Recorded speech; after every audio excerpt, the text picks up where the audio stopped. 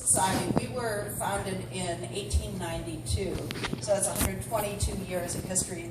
We have about 200,000 different bits of history in our collection. And so that means we have many thousands of pictures, and many hundreds that are interesting, a few that are not so interesting. And so I've tried to bring out some of the more interesting ones for us tonight and talk a little bit about my response to those. The name of my talk, we're talking about cycles tonight, and the name of my talk is Fortune's Wheel, because there was this idea that history was very predictable, that it went up and then it went down and then it popped back up again. But I think we know it's more complicated. So the thing that I've been noticing as I work at the Historical Society is that I keep running across beautiful pictures of things that were in Fitchburg and that are gone. And I think it's very easy to feel that it's a tragic thing, it's a sad thing. It's a little sad to go in and see really beautiful places, cool things that were gone. I think we can see here that we have both our Victorian background here. Before that there was the colonial that was in some cases torn down in order to put in the Victorian, and we also had modern things. And but I think that's more than just a tragic, sad idea. I think there's a lot more than that. So let's step back. Why is Fitchburg here? Well, it's the water. Water that made it possible to produce things. As soon as people moved in 1764, there were sawmills and grist mills put in so that you could make shelter and that you could make food. The other thing is that we're at the cross section of lots of roads and railroads. The railroads came in here. We were pioneers in putting in railroads. I love this number. In 1997, passenger trains came in every day at Fitchburg. Wow.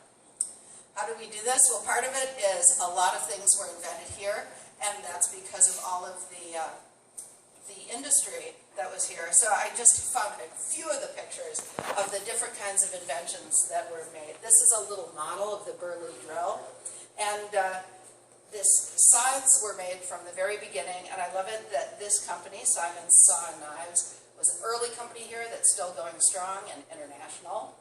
Another cool invention that's from Fitchburg. This is a scaffolding that you don't need to connect all the way to the ground. I love this picture too. So when I originally put this picture together, I first said inventors equals weird.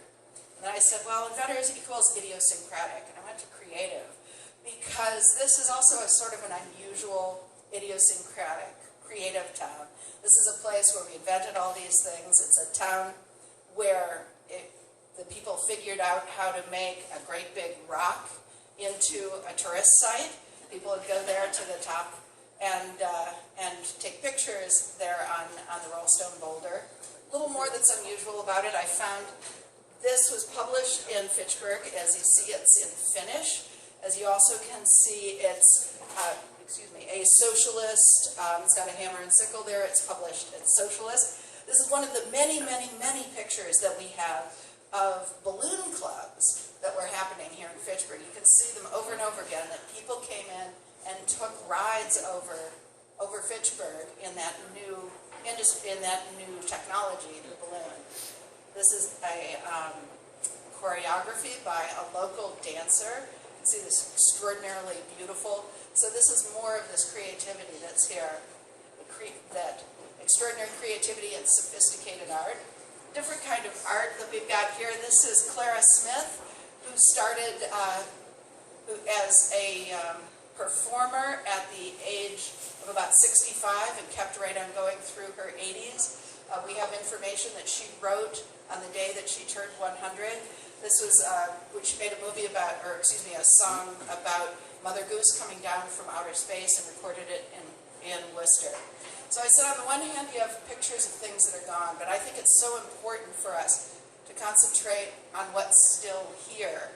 Got a few pictures of beautiful buildings that are still here. I think the librarian will be happy to know how exciting I find the modern architecture of the library. These are a couple of different views of other beautiful buildings that are still here. This is ours, and if you look across the street, the church that's facing that. And I think it's a terrific example, actually, of how the community is using these buildings, that there is a new and vibrant congregation in that church, also active with it. I wanted to show, so this is an 1860s view of the Flatiron Building when it was in wood. I'm sorry, it's not easy to see that. But when it was rebuilt, it's still a Flatiron Building in the same shape, but just not in wood anymore. But some of the things that happen, if we're looking at our historical buildings, our surrounds, how we want to interact with them, I thought this picture reminded us that we have to make a lot of decisions. Decisions have been made about how space will be used. This is a way to see, there are a lot of historic neighborhoods around this, but that was the decision to have everything be automobile oriented. I loved comparing that to this picture, where you could see that a place can be very substantial, and yet still it can be human scale, a place that you want to go and walk around. Also, decisions will be made about this building. It's just emptied off. There's an RFP going to be offered, how we're going to reuse that building. I wanted to show also another beautiful example of a space that is left. I love seeing this with all the people in it. This is by the old high school, the Wallace Steps, which are a beautiful, beautiful urban space, I think. Very excited to do something with that. But most important, what we have here in Fitchburg is what we've always had. We have the people. Just a few examples of different people. The Greek church with the kids, a confirmation class from the Swedish church, Coggeshall Park, and enjoying the beauty of it. And I figure here in Fitchburg, we'll take any excuse to have a good party. We'll do it tonight. We'll have a big cake about a book, cake about a plastic sculpture. We can have singing by the old folks and poems locally written, because it's all fun. Because after all, we're the place that made a great big rock into a tourist site. And another beautiful building here that we're going to be deciding what we're going to be doing with. So I think that as things go around, we're looking back and also looking forward at what the future brings.